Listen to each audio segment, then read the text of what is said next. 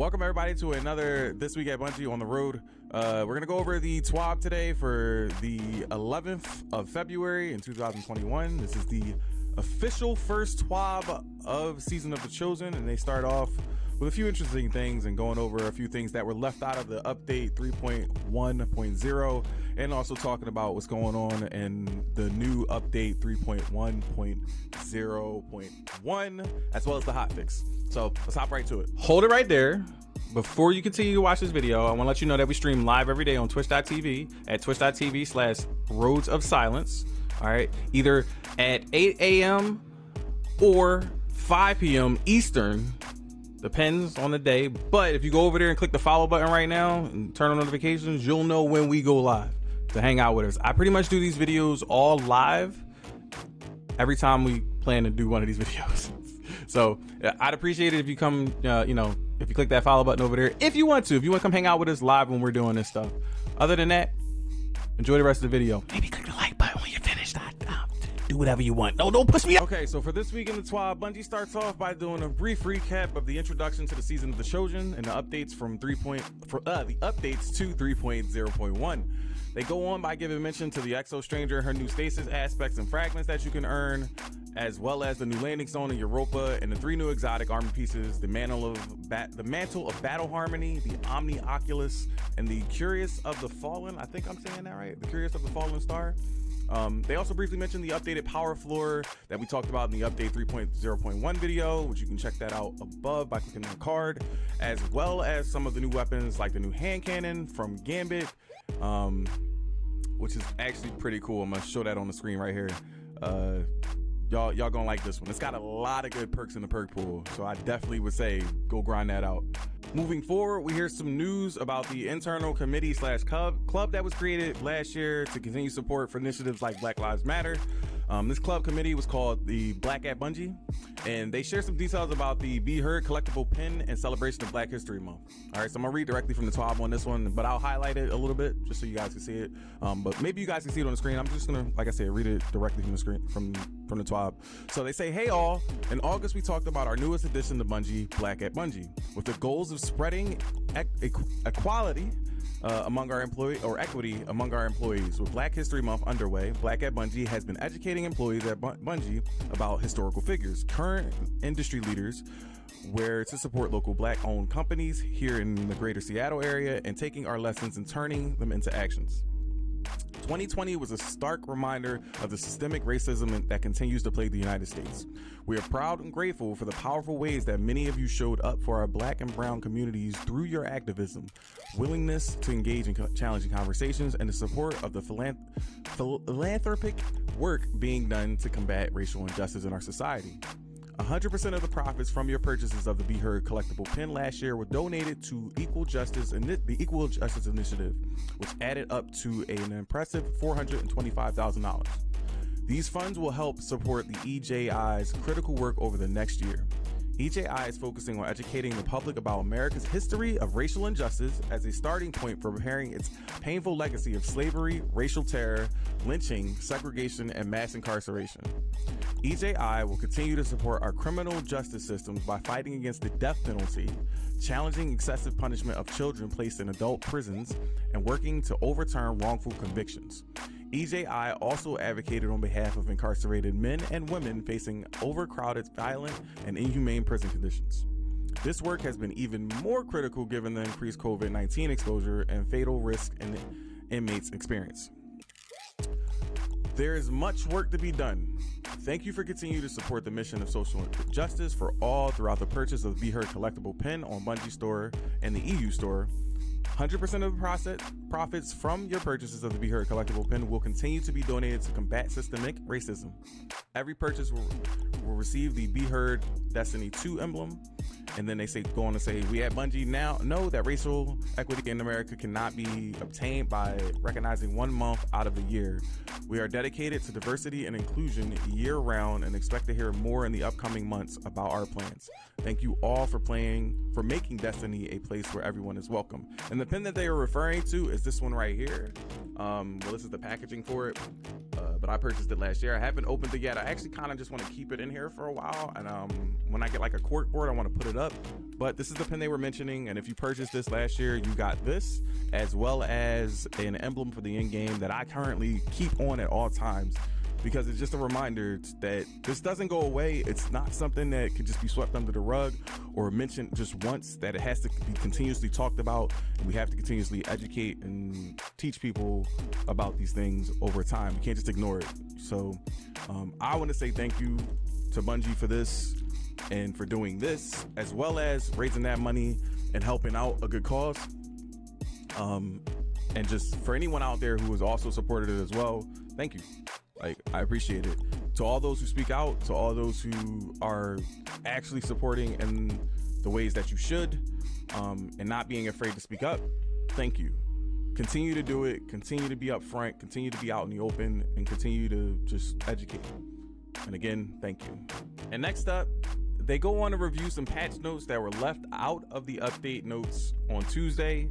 First off, they start off by talking about the new quest details screen. They highlight the changes to the look of and the feel of the new UI, stating that it should help you with the following: taking the narrative, context, and visual themes of quests, understanding what the quest is asking you to do and what you've done already, and getting a better look at the rewards that you will be receiving for completing said quests. And I have it here on the screen.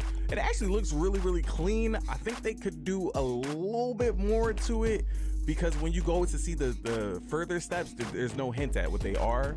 I think that should just naturally be unlocked and not unlock when you get to the next step, because I don't see there being a reason as to why it's blocked out anyway. But it's a good start. Like, this is something that looks nicer. It's more welcoming and more easier to adjust as a new player, in my opinion. Like, if I saw this, I would actually be a lot more comfortable and a lot more relaxed about going to do a quest or a bounty if I saw this screen. I'm hoping that they do something like this to the bounties in the future, because this is a good first step to making it feel a lot more welcome and a lot more easier to progress with certain things. To access the screen, you simply just hover over with your cursor, and you hover over your bounty or your quest with the cursor, or I believe it's just quest at this time, but you just hover over your quest with the cursor and use the inspect, and just like you would go for tracking and stuff, and then you'll be able to see the screen. So that's it. And now moving forward, we're going to talk about some patch notes that they left out, such as like bug fixes and things like that. All right, so we're going to go down this list here, right here. So first off, they talk about changes made to rituals. So over at Hawthorne, her Red War era dialogue, when completing her clan challenge, has been removed.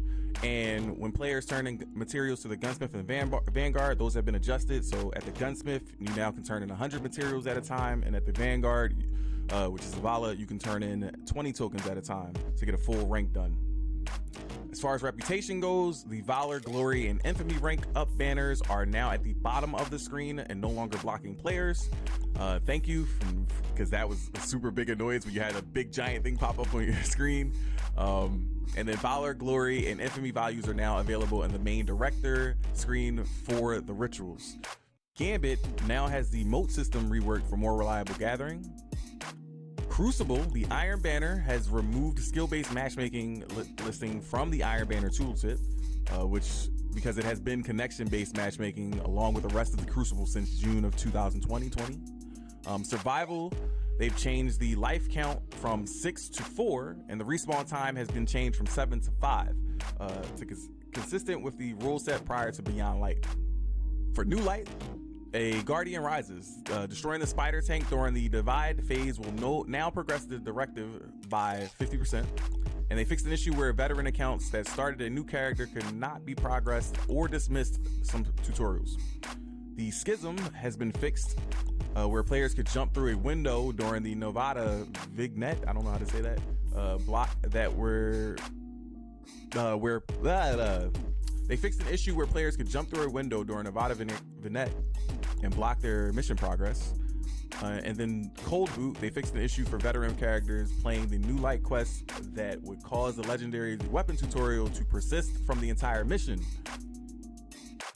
Moving on to the Risk Runner, which they talked about before. Remember, it has been removed from Xur's loot pool, and they also fixed an issue where players with full energy weapon inventory slots would have Risk Runner sent to the postmaster upon pickup. The weapon now drops as an exotic engram during the mission, allowing players to clear room in their inventories if they were to pick up the Wrist Runner immediately. All right, so that you don't have to worry about anything getting deleted from your inventory from Postmaster on accident in case that happens. Moving on to the Forsaken campaign, they fixed an issue where players would see a quest full message when trying to start the Forsaken campaign, forcing them to find and pick up the quest at the quest archive in the tower before proceeding. All right, and they say that all of the, obviously here you see it on the screen, they say all of these patch notes will be added to the update 3.1.0 patch notes, and you can go find that over there at bungie.net. All right, now that we're done with the bug fixes, we move on to the Destiny Content Vault and the direction that Bungie is taking with it. So they go on to mention and remind us about when the DCV was first announced, and that during that time they were uncertain of how far they would go when they unvaulted the Cosmodrome, and when it came to how the area would be improved or how much time they would dedicate to it.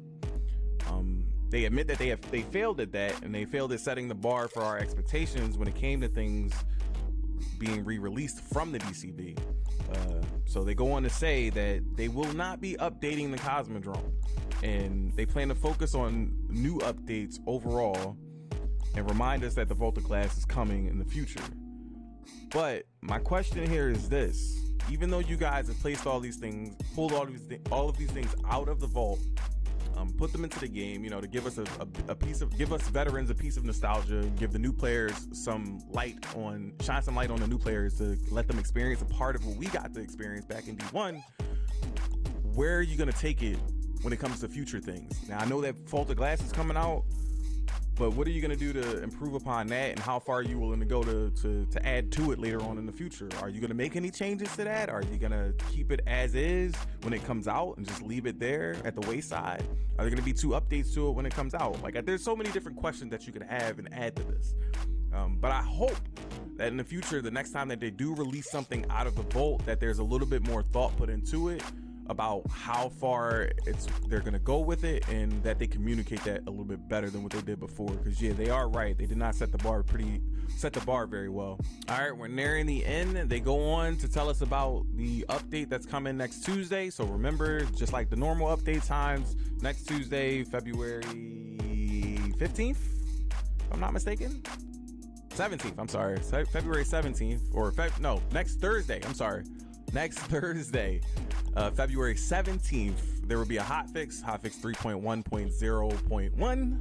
All right, so keep that in mind. There's going to be a hotfix. Maintenance is going to go down like usual, so just pay attention to that. You can go check out the exact times for whatever your time zone is over there at the website, and they go on to explain about things that are currently broken that they plan on fixing somewhere down the line, and they know that it is an issue. But here are the highlights. I'm going to highlight it right here on the screen, or just show it off over there. Pay attention, because they mention this stuff here, and I know a lot of people tend to just glance over some things. That's what these videos are to help you with. So Cabal Gold is not dropping from raid or dungeon completions. Remember that. So you can't just go in there and farm those dungeons or the raids. Socketing the Hammer of Proven Power to receive a quest step to do so will not complete the step. Players will need to re-socket the hammer to progress. All right, listen to that. The players will need to re-socket the hammer to progress. The Barrier Colossus champions in the Battlegrounds of Behemoth may walk out of their barrier shields. The Ascended Shards of the Crucible and Gambit rank rewards cannot be acquired with a full consumable inventory, even if there is room in the Ascended Shards stack. So make sure your inventory is not full when you're trying to take the Ascended Shard reward from the Gambit or Crucible vendors. The Warlock Lucent Knight Universal Armor Ornament disappears from the Appearance tab of armor when equipped. The Dune Marchers Linear Activators perk no longer activates, so Dune Marchers are currently broken. I repeat, Dune Marchers are currently broken. All right, multiple armor mods, including hand cannon targeting, are missing from player inventories. This was mentioned by Nitz the other day. Shout out to Nitz and Scribbles. She came in the chat the other day and said that her shotgun armor mod was not, I believe it was either shotgun ammo finder or something, was not working.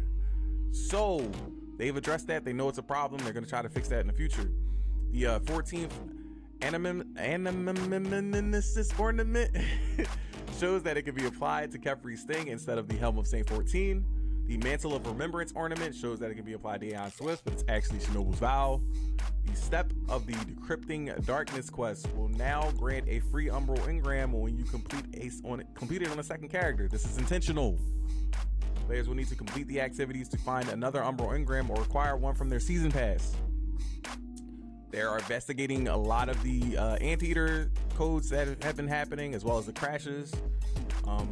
The Vanguard bounty, 8 bounty challenges sometimes do not award Bright Dust on completion. So remember that. The Vanguard bounties are a little bit bugged, so just be mindful.